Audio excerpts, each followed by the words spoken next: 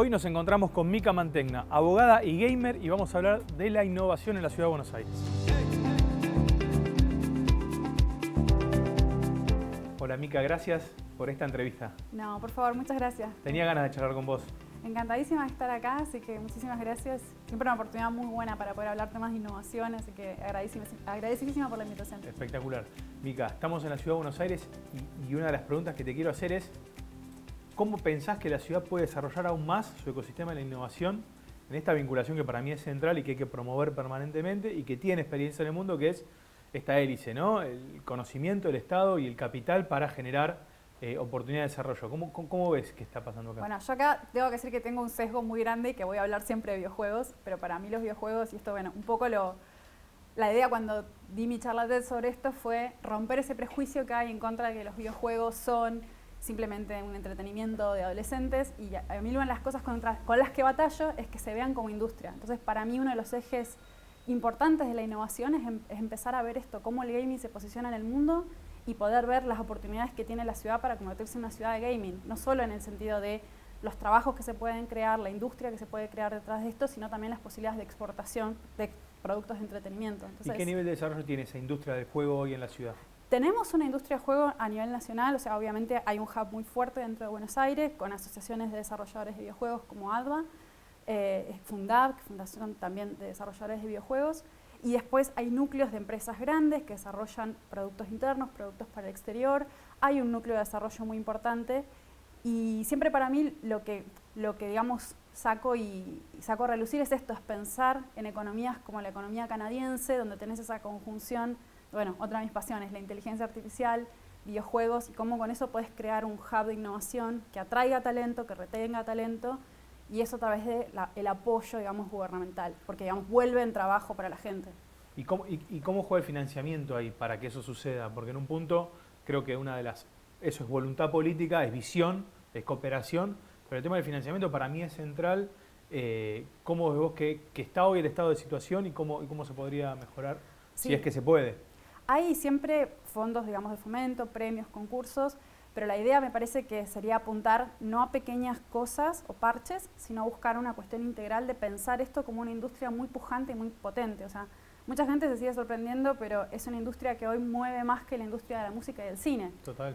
Y que aparte, cuando pensamos en videojuegos, no es solo el ecosistema de videojuegos, de desarrollo de videojuegos, de venta, licenciamiento de videojuegos, sino que tenés los deportes electrónicos y el streaming, que son dos industrias conexas que se montan sobre los videojuegos. Entonces ya tenés dos industrias mega millonarias que podés como fomentar y potenciar.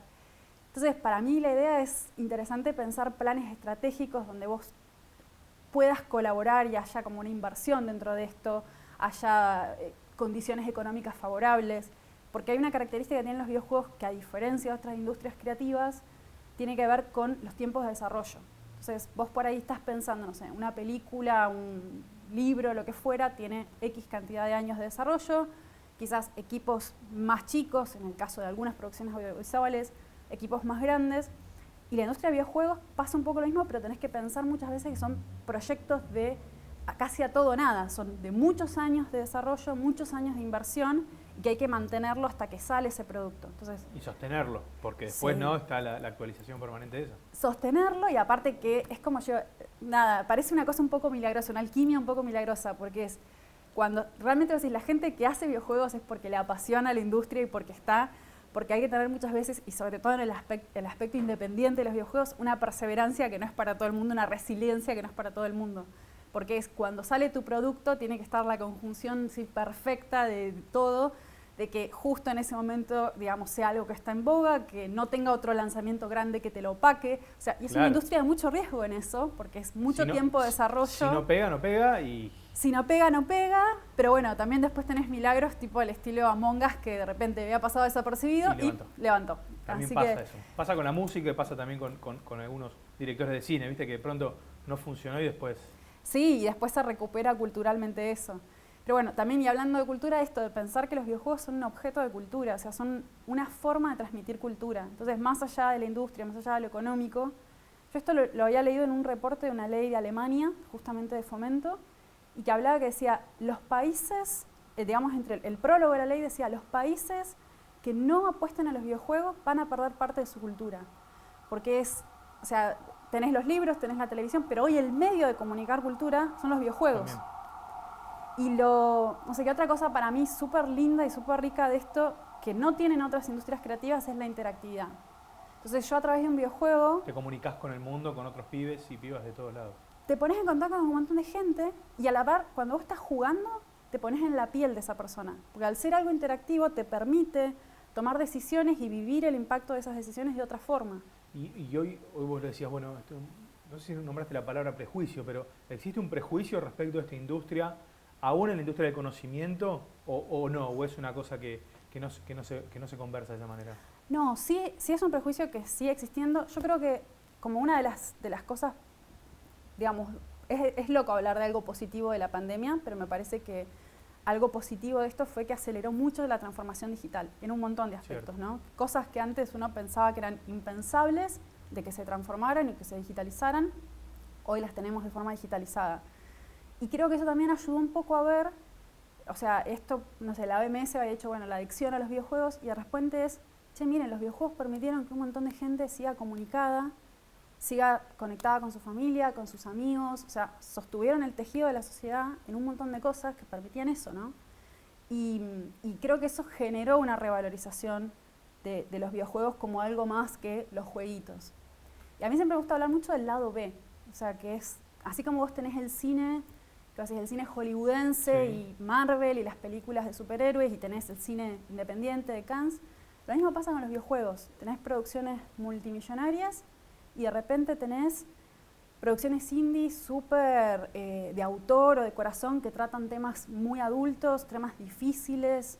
Y uno de los ejemplos que lo doy muchas veces en las clases es This War of Mine, que es un videojuego que habla sobre la guerra, pero desde un lugar en el cual vos sos un sobreviviente de la guerra. Y que vos tenés que distribuir tus recursos y que de repente el hecho de que vos decís, invierto en esto, significa que no le puedo pagar los remedios al abuelo. Ahí viene el dilema. Ahí viene el dilema moral. Entonces, los videojuegos también te enseñan sobre historia, te enseñan sobre ética, sobre educación. Y de hecho, este videojuego lo incorporaron dentro de la currícula de Polonia, la currícula escolar de Polonia. Y Mica, esta cuestión que vos mencionaste, la industria del videojuego, ¿qué opina o cómo procesa el tema de la adicción o el consumo problemático? ¿Hay una conversación respecto de ese punto? Sí. ¿Hay un trabajo para hacer? Hay una conversación y aparte es una conversación que se da a nivel mundial y creo que, o sea, obviamente no estamos libres de sesgo porque también vemos todos los aspectos positivos de los juegos, pero como en todo hay algo de encontrar ese balance, ¿no?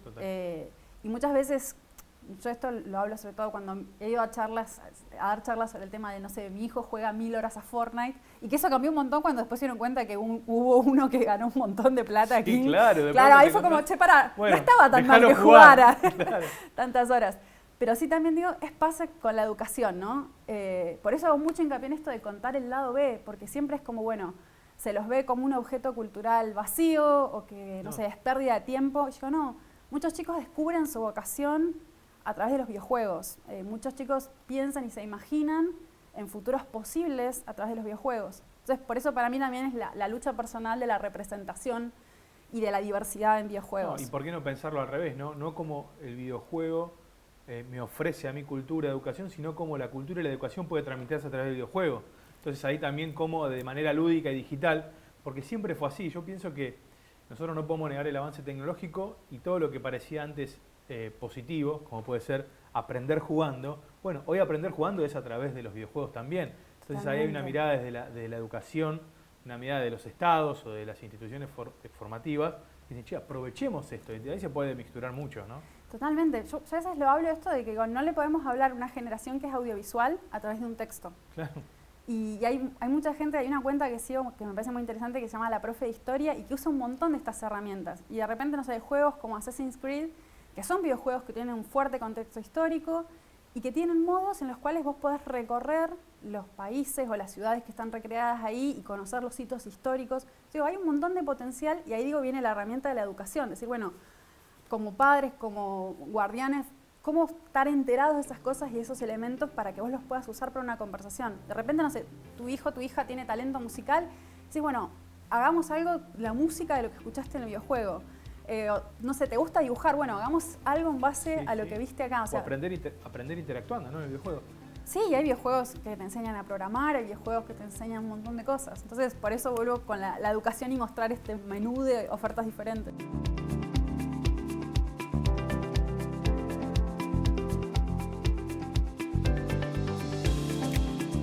Vos sos abogada, sos abogagamer, así te Abogamer. haces llamar. Abogamer. Abogamer. Así te haces llamar. Sí. Y sos una abogada con profundidad, con conocimiento y con estudios sobre el tema.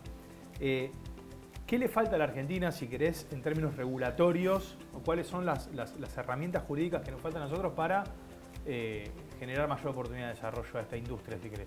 Que puede ir también con el palo económico, ¿no? No, sí, es que son cuestiones más de lo económico, pero para mí es la triple pata esto de lo económico, el apoyo, empezar en la cultura a machacar de que es una opción viable de carrera, es una opción. Antes estaba como mal visto esto de trabajar de los jueguitos. Esto que vos decís, abogamer. Cuando yo dije, yo quiero ser abogada de videojuegos, me miraban como diciendo, pero vas a tirar tu carrera. Sí. No, como una investigadora seria se va a investigar videojuegos, se va a poner a investigar videojuegos. Y es muy loco porque gracias a eso, y esto yo un poco lo mezclo con justamente un videojuego que me despertó, entre todas las cosas que jugaba, la curiosidad de saber más sobre la ética de la inteligencia artificial, que es Mass Effect, que habla sobre robots y sobre la cuestión del dilema de la automatización y la autoconciencia. Y un poco gracias a ese camino, o sea, gracias a esas preguntas, es que yo hoy estoy como investigadora afiliada en el Berman Klein Center de Harvard, donde hago justamente investigación sobre políticas públicas de videojuegos.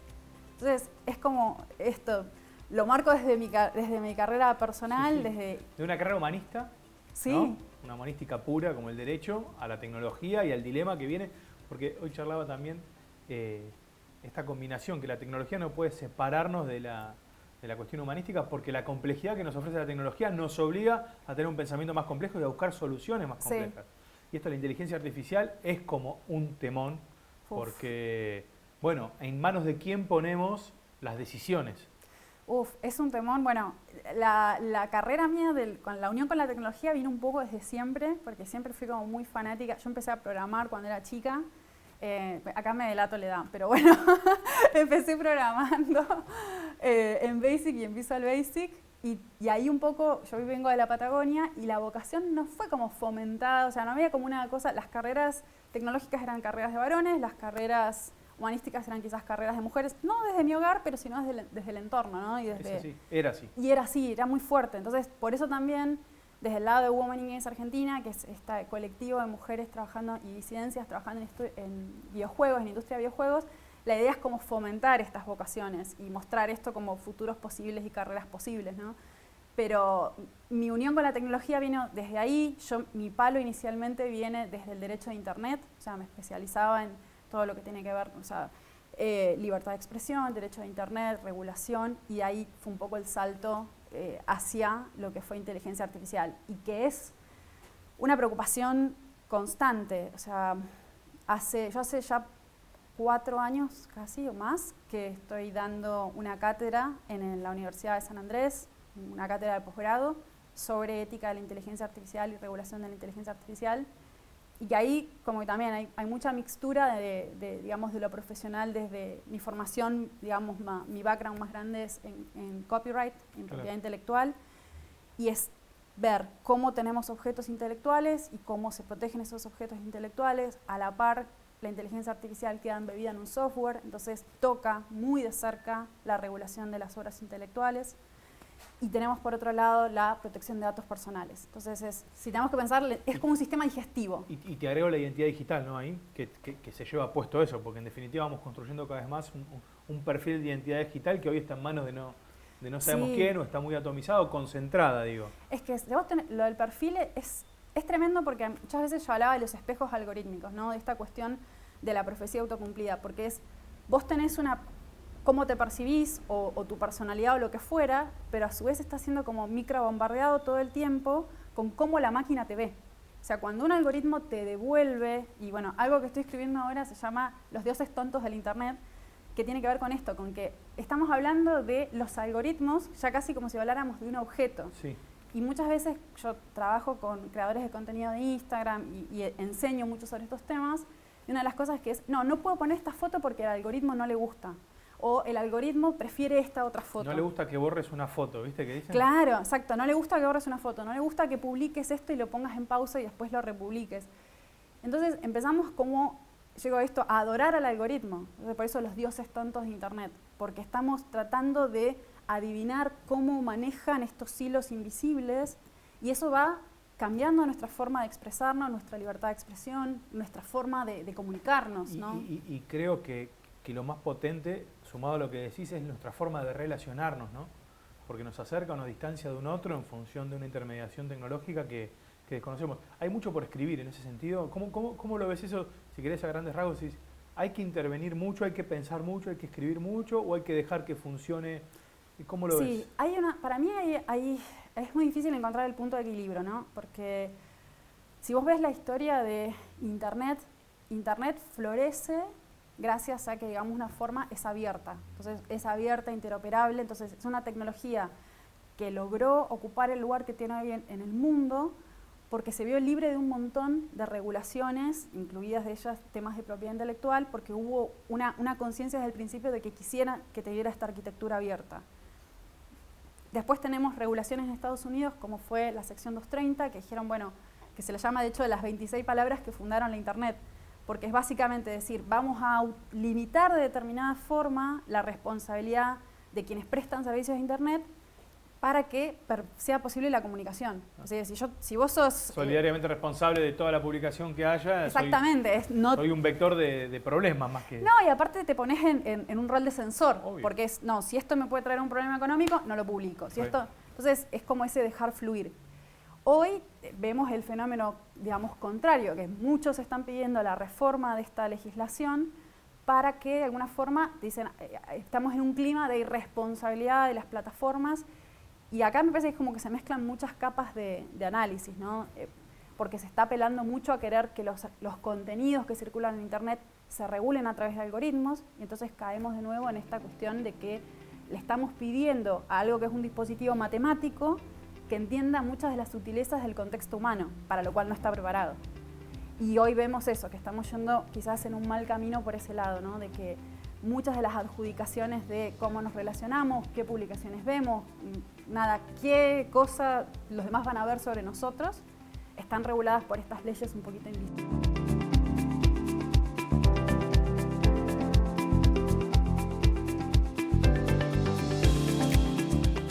¿Sos optimista o pesimista respecto de la concentración de las telecomunicaciones o de las empresas? Vamos a hablar de Facebook sí, las empresas como Facebook respecto a la interacción que puede haber mundial y la comunicación mundial.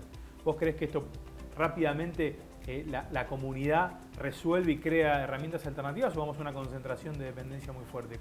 ¿Cómo sería Sí. tu pronóstico? Hay muchas capas de análisis. Porque por un lado, bueno, la caída del otro día de WhatsApp, Instagram y Facebook al mismo tiempo nos muestra qué pasa, digamos, que primero que la tecnología nunca es infalible. Entonces hay que eliminar esto de que pensamos sobre la tecnología y que es algo que se traslada mucho a la inteligencia artificial. Pensar a la inteligencia artificial como algo que no se equivoca, o sea, Claro. Y que el operador después, cuando vos le decís, te vendo un programa para que analice, no sé, las futuras conductas de si una persona va a reincidir, va a confiar probablemente mucho más ciegamente en el programa de lo que debería. No, y hay dilemas morales que necesariamente deben ser procesados por seres humanos, porque no hay forma de automatizarlo, ¿no? No, tendrías que vos poner pero también, y ahí vuelvo porque es un diálogo permanente en mi cabeza, ¿no? Pero digo, también pasa que las cabezas de los seres humanos son cajas negras en un punto. Entonces yo no sé si la decisión que vos tomaste, qué factores influyeron en eso, si tu escala de valores condice con la mía. Entonces de repente, y el tema es que la mirada que tienen los algoritmos llevaría como a estandarizar un poco eso, es decir, bueno, ¿cómo ponemos en una escala qué valores, cómo nos ponemos de acuerdo sobre qué valores? Y ahí es donde entra el plexo de derechos humanos, que es, bueno, sobre estos valores todos nos pusimos de acuerdo, entonces esto no hay que pasarme. Pero por otro lado soy optimista, o sea, a mí obviamente pienso en los beneficios de la tecnología, pienso, desde lo estatal me sorprende mucho, digamos, que hay una transferencia de funciones, ¿no? Entonces nosotros que somos grandes, gente mayor, millennials de los primeros, pero bueno, vos pensabas en el correo, la estructura del correo como edificio, y bueno, y hoy tenés el email. y vos pensabas en Sí, claro. WhatsApp, o sea, pensabas, no sé, el teléfono. O sea, yo me acuerdo de ir con mis papás, esto otra vez la edad me lata, Literal, sí. pero en Montehermoso que la gente hacía colas para Olvídate. llamar. Yo me iba a Villa Gesell a llamar a mi vieja, cola en el locutorio para decirle estoy bien. Claro, Después de 3 días de que solo Dios sabe. exactamente. Y bueno, Era y así. hoy es eso. Pero el costado malo de esto también es que casi no hay lugar para esconderse, ¿no? Es como, bueno, esta invasión tan fuerte de la privacidad, esta invasión de la autodefinición de uno mismo. Y que muchas veces te vas a quedar encontrando que no sabes hasta cuánto sos un producto tuyo o de todas esas influencias un poco externas. Son desafíos enormes que tenemos nosotros, que tiene la generación que viene, ¿eh? Porque estamos lidiando cada vez más fuerte con cosas nuevas realmente, y me parece central esto, volver al punto, que la tecnología, que nosotros somos promotores de eso como solucionador de problemas, requiere mucho de la conversación, de la presencia humana, de lo humanístico, ¿no? Del humano, Sí, y porque... la filosofía, lo ético, Exacto. y que no hay respuestas sencillas. Una de las cosas, o sea, la gente que va al curso para ir de inteligencia artificial mío se sorprende porque yo no te voy a hablar de una ley puntual, sino lo que a mí me interesa es como que se vea la visión macro, que no hay una respuesta que puede venir desde la propiedad intelectual. Entonces, muchos hablan, no, porque Internet, por ejemplo, permite que se copien obras intelectuales y entonces el artista se perjudica, pero de repente también esto permitió que surjan las NFTs y que hoy muchos artistas comercializan sus productos a través de esto. Entonces, creo que es un diálogo permanente, que todo tiene ventajas y desventajas y que digamos, está en nosotros ir buscando esa cintura. Mica, quiero aprovecharte para otro tema. Vivimos en un país con altísimo nivel de pobreza, y dentro de esos niveles de pobreza los pibes son los que más la están padeciendo.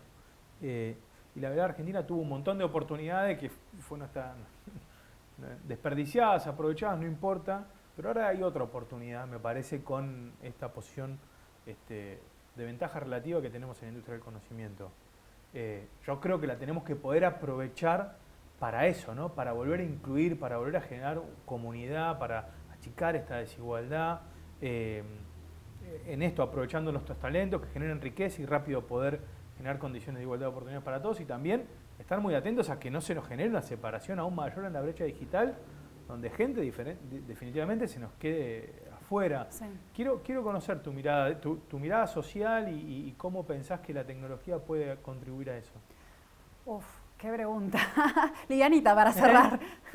Pero a mí me parece que un gran potencial de Argentina sobre las industrias creativas es que quizás esto, digamos, que es propio de la idiosincrasia nacional de resolver las cosas de cualquier forma, y que tiene que ver con la creatividad y con esa chispa de hacer un montón de cosas, es algo que en las industrias creativas es muy buscado. O sea, si vos pensás en los trabajos del futuro, porque acá tenemos que tocar el tema de la inteligencia artificial, la automatización, el futuro del trabajo, hay un montón de trabajos que se van a ser automatizados, y que estamos hablando de que es una nueva revolución industrial donde los trabajos ya no es que se van a automatizar los trabajos manuales como fue en la primera revolución industrial, sino una revolución del conocimiento, donde hay un montón de trabajos que se van a ir perdiendo. El tema que estoy investigando ahora y que tiene que ver con la creatividad, justamente, estoy terminando de escribir el libro sobre esto, tiene que ver con esto, es decir, bueno, ya hay inteligencia artificial que permite crear contenidos, que permite crear novelas, canciones, poesías, etcétera, pero también está esta cuestión de que seguimos como lo que es sorprendente, o sea, pueden crear contenidos de determinada forma, pero lo que sigue siendo sorprendente, novedoso, sigue proveniendo de los seres humanos. Y ahí es donde yo digo que tenemos este gran potencial en Argentina. Tenemos gente muy creativa y que, nuevamente, vos fíjate los músicos que han salido últimamente de Argentina, desde el trap, que es con un celular y ingenio a través de las redes logran hacer una carrera. Entonces también hay una subversión, digamos, de las industrias tradicionales que se sienten muy amenazadas y perdiendo poder frente, no sé, los estudios de televisión, y de repente un chico en Twitch tiene más audiencia que un estudio de televisión. O sea, chicos lanzando sus carreras musicales a través de Instagram. Entonces, cuando hablamos de esto de, bueno, Facebook concentra un montón de poder, Instagram concentra un montón de poder, pero por otro lado hay gente que ha logrado hacerse una carrera, una profesión gracias a estas redes, Twitch.